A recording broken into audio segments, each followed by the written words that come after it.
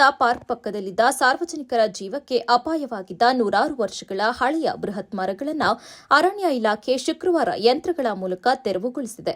ಮರಗಳ ಕೊಂಬೆಗಳು ಆಗಾಗ್ಗೆ ರಸ್ತೆಗೆ ಬಿದ್ದು ಅವಘಡಗಳಿಗೆ ಕಾರಣವಾಗ್ತಾ ಇದ್ದ ಹಿನ್ನೆಲೆಯಲ್ಲಿ ಸಾರ್ವಜನಿಕರು ಸಂಸದ ಶ್ರೇಯಸ್ ಎಂ ಪಟೇಲ್ ಅವರಿಗೆ ದೂರು ನೀಡಿದ್ರು. ಅವರ ಸೂಚನೆಯ ಮೇರೆಗೆ ಹಿಟಾಚಿ ಸೇರಿದಂತೆ ಆಧುನಿಕ ಯಂತ್ರಗಳನ್ನು ಬಳಸಿ ಮರಗಳನ್ನು ಬುಡ ಸಮೇತ ತೆರವುಗೊಳಿಸಲಾಗಿದ್ದು, ನಿವಾಸಿಗಳು ಹಾಗೂ ವಾಹನ ಸವಾರರು ನಿಟ್ಟುಸಿರು ಬಿಟ್ಟಿದ್ದಾರೆ.